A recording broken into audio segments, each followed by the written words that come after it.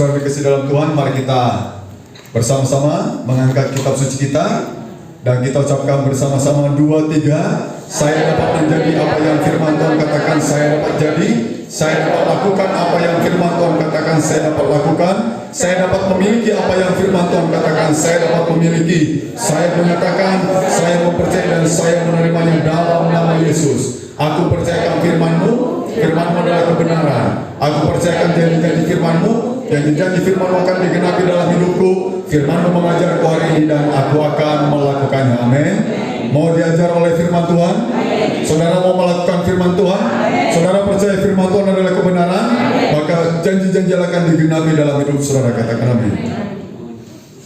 Ya, saudara, kita buka kitab kita dalam Kisah pasal yang kedua, ayat 1 sampai ayat yang ke-13.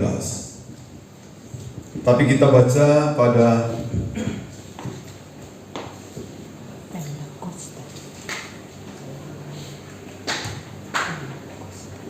sampai ayat yang ke-4 dulu aja ya. Kita ucapkan bersama perikopnya 2, 3. Pentakosta. Ketika tiba hari Pentakosta, semua orang percaya berkumpul di suatu tempat. Tiba-tiba turunlah dari langit suatu bunyi seperti tiupan angin keras yang memenuhi seluruh rumah di mana mereka duduk. Dan tampaklah kepada mereka lidah-lidah seperti nyala api yang bertebaran dan hingga pada mereka masing-masing. Maka penuhlah mereka dengan Roh Kudus. Lalu mereka mulai berkata-kata dalam bahasa-bahasa lain seperti yang diberikan oleh Roh itu kepada mereka untuk mengatakannya. Amin. Silakan dulu.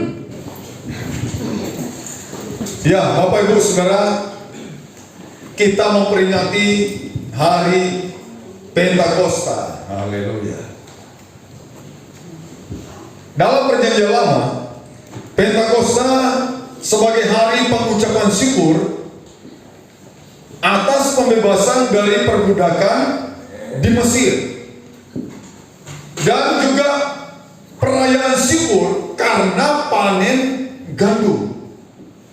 Pentakosta disebut juga hari raya 7 minggu karena diadakan perayaan selama 7 minggu. Dan Pentakosta itu merupakan hari di mana diberikannya hukum Taurat. Jadi ini makna atau hari Pentakosta kalau kita melihat dalam Perjanjian Lama. Perjanjian Baru bagaimana? Tadi kita baca ya dalam Kisah 1 ayat 1 sampai 4. Pentakosta disebut hari apa? Pencurahan Roh Kudus setelah Yesus bangkit. Kemudian Roh Kudus itu dicurahkan. Nah, saudara lihat, ketika tiba hari Pentakosta, semua orang percaya itu berkumpul di suatu tempat. Yang jadi pertanyaan buat kita, mengapa semua orang percaya mau berkumpul di suatu tempat? Waktu Yesus bangkit itu, di samping murid-murid ada 500 orang lain yang menyaksikan. Murid yang lainnya 500 menyaksikan Yesus naik ke surga. Kemudian yang lain itu pulang, tapi yang lain berkumpul di suatu apa? Di suatu tempat. Mengapa mereka atau mengapa orang-orang percaya ini mau berkumpul di satu tempat ini?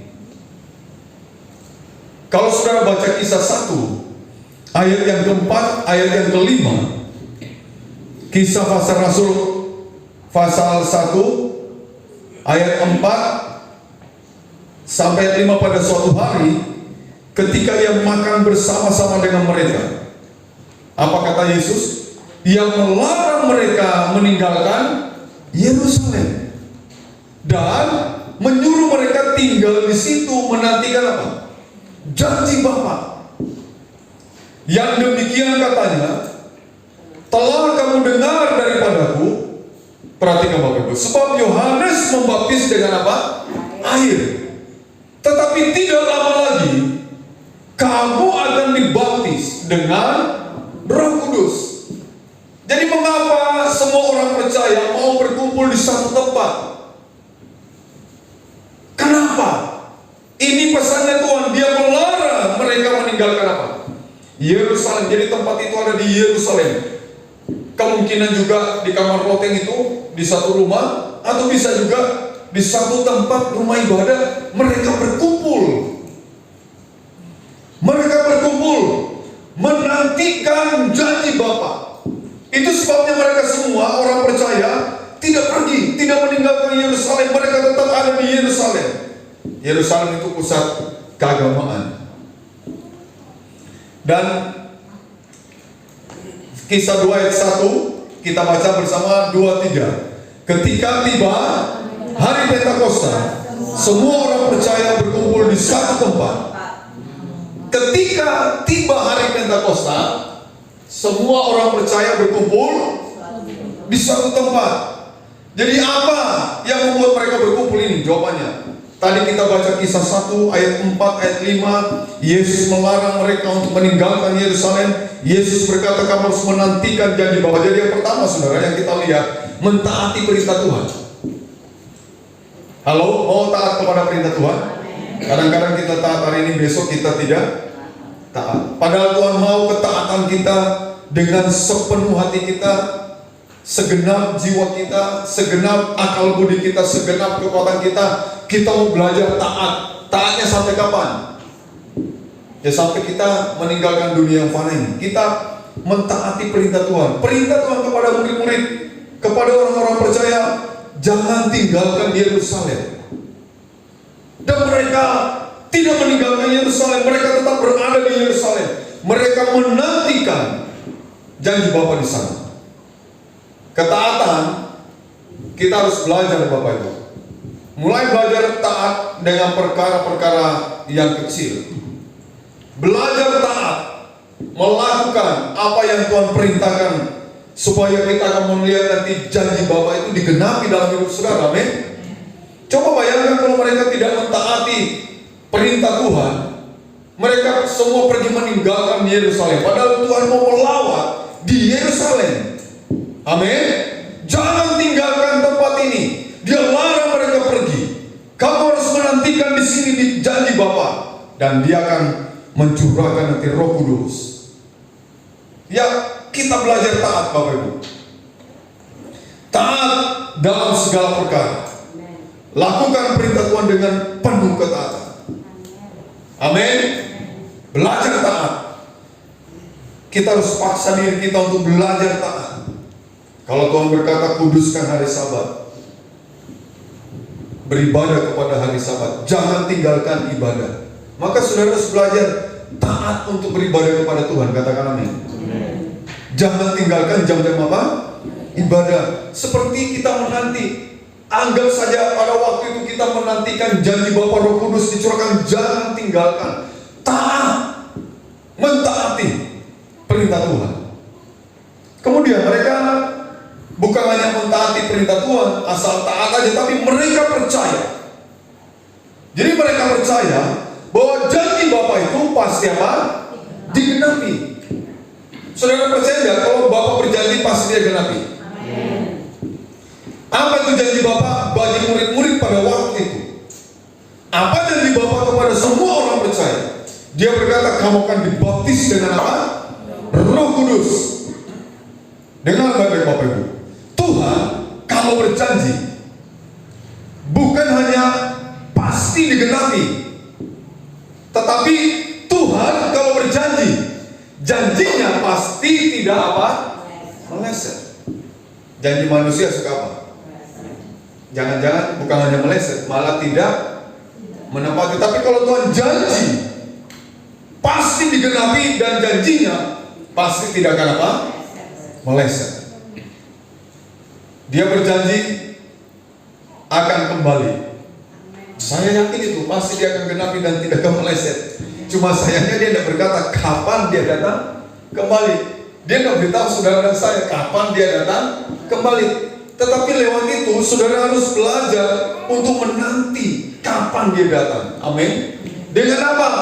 Tinggal di Yerusalem, tinggal di dalam rumah Tuhan, beribadah kepada Tuhan, mentaati Tuhan, percaya pada janji Tuhan, lakukan apa yang diperintahkan Tuhan, sambil menantikan Dia datang kembali mengangkat gerejanya. Amin. Gereja diangkat. Saya harap kita adalah gereja yang juga apa? Diangkat. Ya, kita adalah gereja yang juga akan diangkat. Ya, jadi saudara belajar taat pada Tuhan. Apa yang Tuhan perintahkan, coba lakukan dan percayai. Apa yang diperintahkan Tuhan itu pasti benar. Amin. Kalau Dia berkata, kamu jangan tinggalkan Yerusalem, nanti Roh Kudus akan dicurahkan kepada kamu di hari Pentakosta itu. Maka murid-murid menanti, dan betul. Iya, saudara bisa lihat pada ayat 2-3. Ayat 2, ayat 3. Ayat itu berkata apa?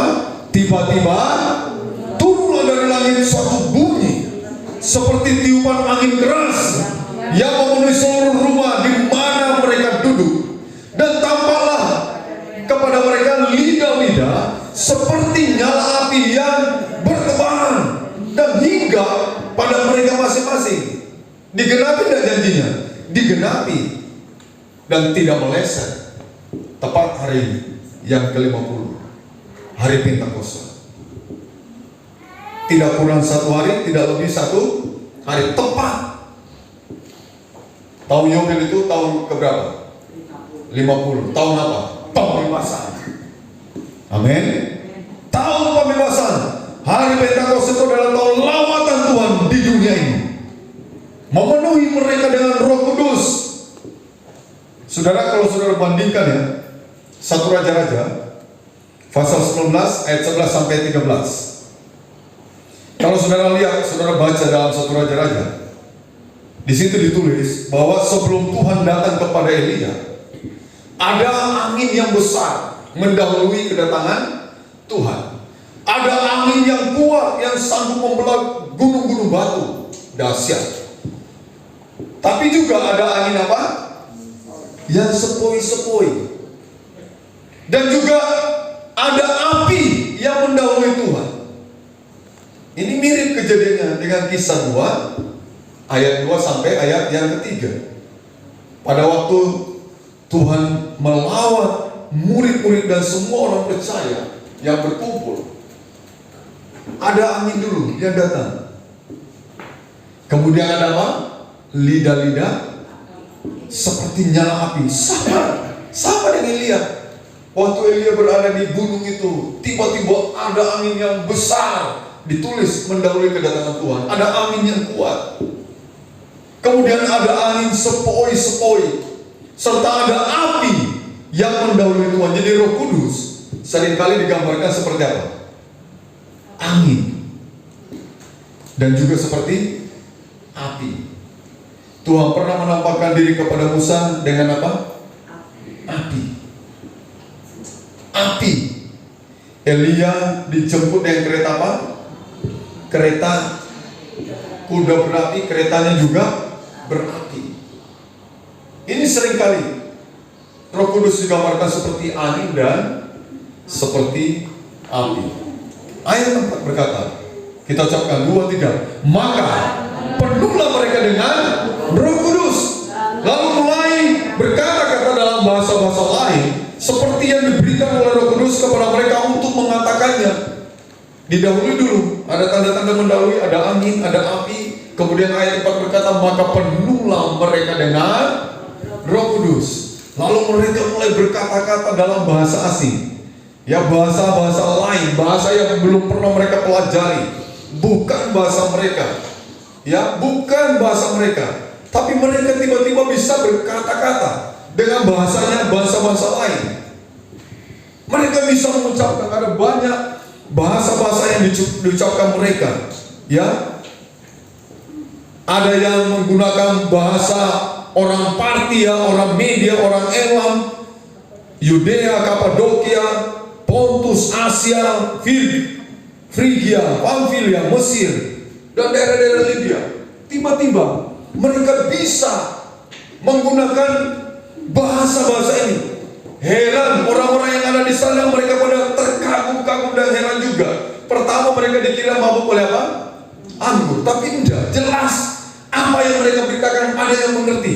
Misalnya saya tidak bisa bahasa Arab, tiba-tiba bisa berbahasa Arab, dan ada orang Arab di situ yang mengerti bahasa saya. Wah, luar biasa. Saudara bisa bayangkan hari itu. Dahsyat. Orang-orang mulai memakai bahasa-bahasa ini, dan bangsa-bangsa mendengar apa yang mereka sampaikan. Ucapan-ucapan itu didengar mereka. Saudara, pesan apa sebenarnya yang Tuhan tekankan di hari Pentakosta? Apa pesan Tuhan yang kuat yang Tuhan ingin sampaikan di hari Pentakosta itu? Apakah kepenuhan Roh Kudus dan berbahasa roh? Atau memberitakan Injil? Seringkali orang hanya terpaku kepada ini. Pencurahan Roh Kudus, kepenuhan Roh Kudus, dan berbahasa roh, ini yang selalu ditekankan. Padahal bukan itu. Keliru. Bukan itu. Hari Pentakosta itu. Apa yang Tuhan tekankan di hari Pentakosta? Jadi Roh Kudus yang memenuhi mereka, dan mereka mulai berbahasa. Sama ketika Roh Kudus belum datang itu ada tanda-tanda yang menyertai. Ada angin, ada apa? Ada api. Jadi apa yang ditekankan Tuhan di hari Pentakosta itu? Tuhan ingin menekankan tentang apa? Dan orang kebanyakan fanatik.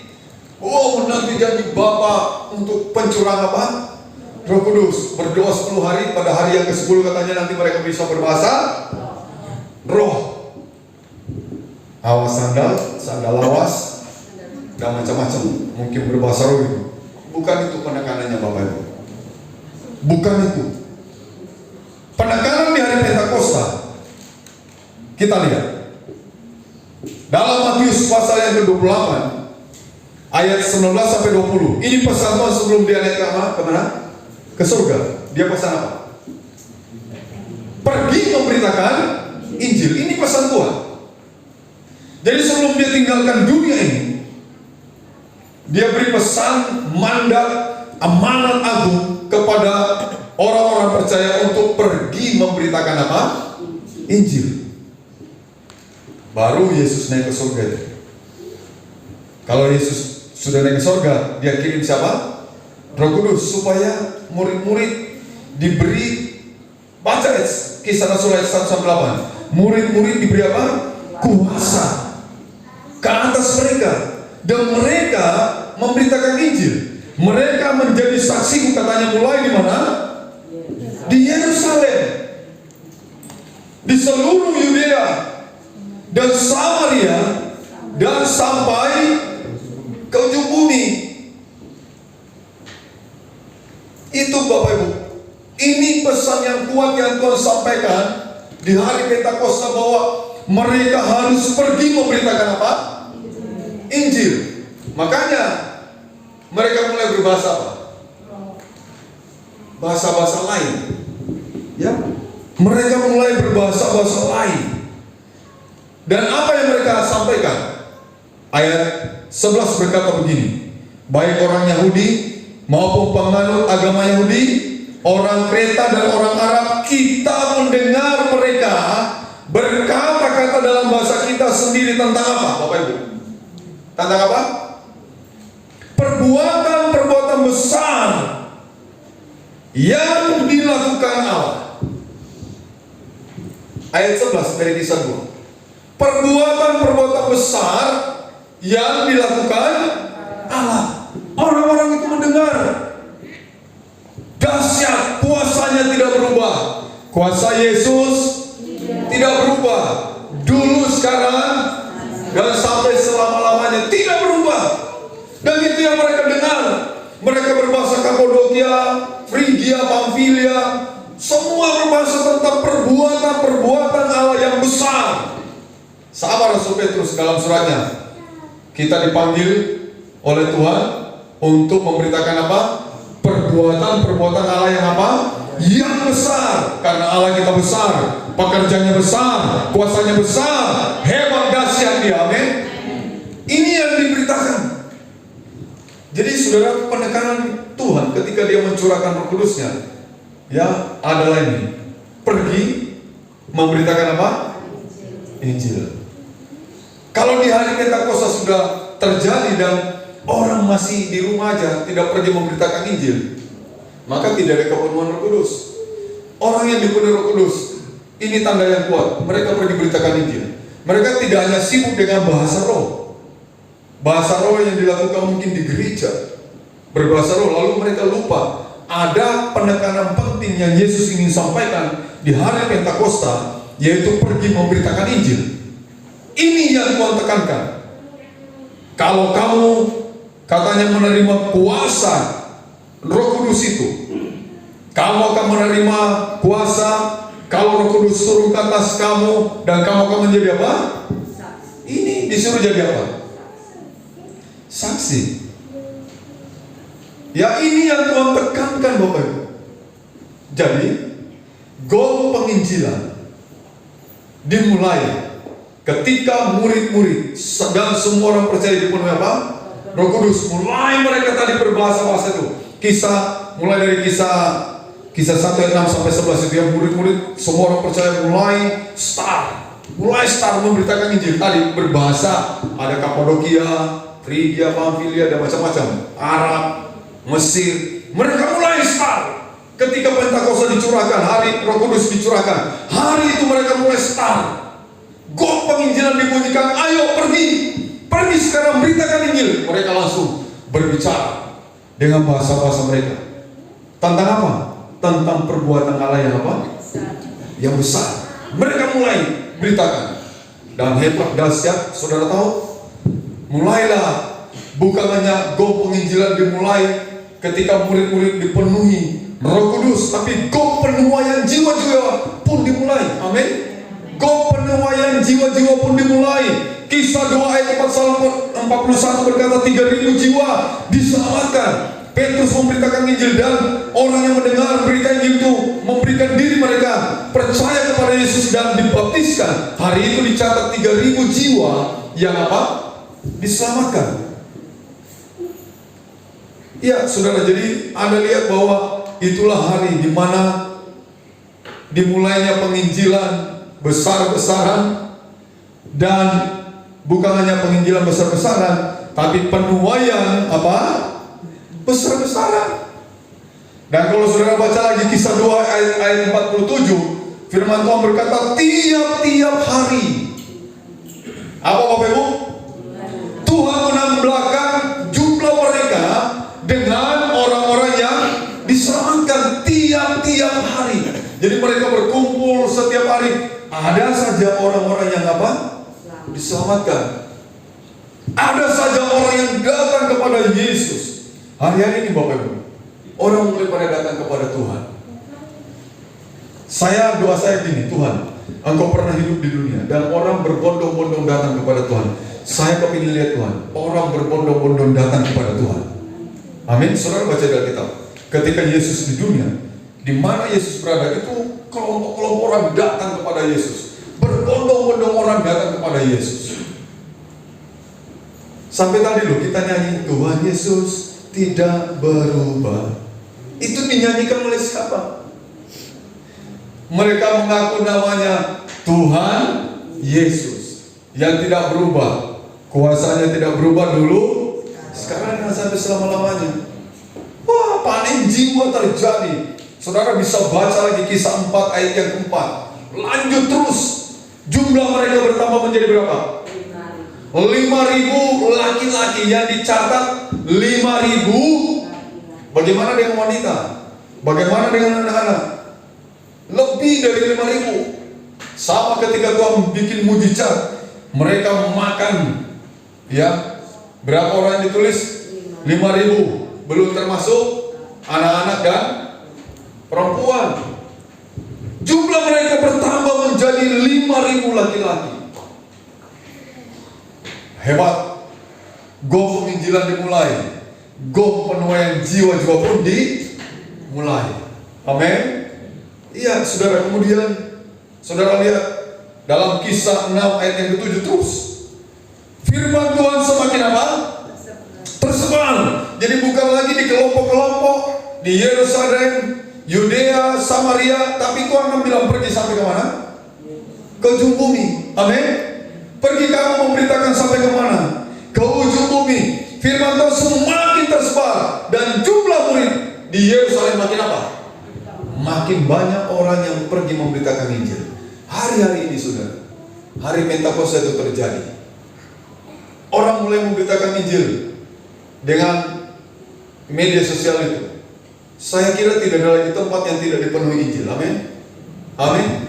Kalau saudara punya HP, pasti di situ ada berita Injil.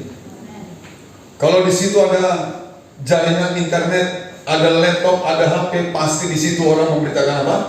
Injil. Tidak ada lagi tempat. Dan makin banyak orang. Bukan lagi dari 12 rasul, bukan lagi 120 orang yang mengalami juga kepenuhan Roh Kudus, yang menanti janji Bapa. Tapi banyak. Dulu Yesus mengutus mereka berdua-dua pergi memberitakan Injil. 70 orang diutus berdua-dua. Bukan lagi itu, sekarang ini sudah makin banyak orang yang berdoa. Doa saya, Tuhan munculkan kelompok-kelompok lain lagi. Ya, jadi bukan hanya para murid tadi, tapi ada yang lain dari kaum ateis pun selamatkan, dan biar dia bersaksi tentang Yesus kepada kelompoknya. Ini pun perlu didoakan dan diberitakan Injil. Dan Kisah 12 ayat 24, ayat ini meneguhkan lagi, firman Tuhan makin apa? Tersebar dan makin banyak didengar orang. Pertanyaannya gini Bapak Ibu, sudah pernah menyebarkan firman Tuhan? Halo? Sudah pernah menyebarkan firman Tuhan? Kalau belum, berarti belum mengalami Pentakosta. Bilang orang di sebelah, mengalami Pentakosta. Kalau kamu mengalami Pentakosta, kamu memberitakan firman Tuhan, kamu memberitakan Injil, kamu melakukan amanat agung Tuhan Yesus. Cara gimana Pak? Sekarang ini medsos ada. Ayo tulis di wall saudara, tulis di status saudara, bilang tidak ada nama lain yang atasnya orang diselamatkan kecuali nama siapa? Itu beritakan Injil sudah. Kemana? Kemana-mana udah saudara kirim, cetak. Orang baca, grup saudara baca. Amin. Ya jangan hanya yang dikirim selfie waktu mau makan, cetak. Selfie waktu kita bepergian, cetak. Kirim juga. Ya, kirim juga. Firman Tuhan, ayat-ayat. Biar orang baca. Kalau saudara punya teman, kalau saudara nulis status kan, orang baca, orang lihat. Saya upload ini, khotbah ini nanti saya upload di Facebook maupun di mana? Di YouTube. Saya masukkan di YouTube status. Nah, saya baru nebeng upload koi. Nah, jadi berdampingan, ada koi, ada firman Tuhan. Firman Tuhan makin tersebar dan makin banyak didengar orang. Alami Pentakosta. Dan ciri yang kuat Pentakosta, orang memberitakan nama Yesus, perbuatan Yesus yang besar. Katakan amin. Mulai mereka berkata-kata tentang kehebatan Tuhan, dahsyat Tuhan. Mungkin diantaranya gini, Tuhan membelah laut apa? Teberau, membawa orang Israel keluar dari Mesir. Itu Pentakosta di PL. Membawa orang Israel keluar dari Mesir. Bukan hanya itu, Tuhan memberkati mereka. Mereka panen. Terjadi panen gandum besar-besaran. Diberkati. Beritakan dimanapun kita berada. Tuhan bilang sampai ke ujung bumi. Ayo Bapak Ibu, kalau saudara mengalami Pentakosta, maka tidak bisa tidak, tanda ini menyertai orang percaya. Mereka pergi memberitakan Injil. Saudara baca di Kisah Rasul, menarik sekali. Orang makin tersebar. Bukan lagi tugasnya rasul-rasul, bukan. Orang-orang percaya ambil bagian. Mereka pergi. Tidak hanya rasul-rasul, tidak hanya murid-murid, tapi semua orang percaya. Mereka mulai. Saudara lihat khotbah-khotbah baru itu dalam Kisah Rasul pasal 2. Mereka bertekun dalam pengajaran dalam apa lagi? Persekutuan, dalam memecahkan roti. Dan saudara baca, orang-orang di sekitar mereka menyukai mereka. Disenangi. Karena apa? Mereka juga berbuat baik. Penginjilan yang disertai dengan perbuatan baik. Mereka lakukan sesuatu yang baik. Bahkan mereka berkata, bukan lagi ini hartaku, tapi hartaku menjadi hartamu. Tiap-tiap hari mereka jual harta dan mereka bagi-bagikan kepada siapa? Orang miskin. Ini penginjilan yang hebat.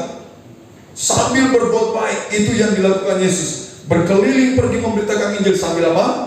Berbuat baik. Dan saudara-saudara, saudara harus percaya kalau Tuhan berkata, amin. Dia bilang gini, jangan tinggalkan Yerusalem. Nanti Bapa akan menepati janjinya, mencurahkan apa? Roh Kudusnya, dan engkau akan mengalami baptisan apa? Roh Kudus. Dan gong penginjilan dimulai. Mulai kamu berkata-kata tentang Bapa yang besar, amin. Tentang Allah yang hebat, yang dahsyat, mulai kita beritakan. Kemudian dia bilang gini, mari bangkit pergi bersama.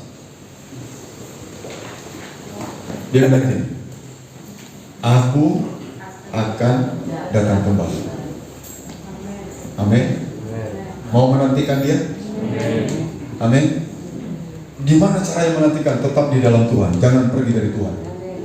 Jangan jauh dari Tuhan, tetap tinggal di dalam Tuhan. Alami kebaikan Tuhan. Tetap ada di dalam rumahnya. Tetap ada di dalam persekutuan. Dan hari ini kita mau bersekutu dengan tubuh dan darah Tuhan. Tuhan tinggal di dalam kita. Kita tinggal di dalam Dia.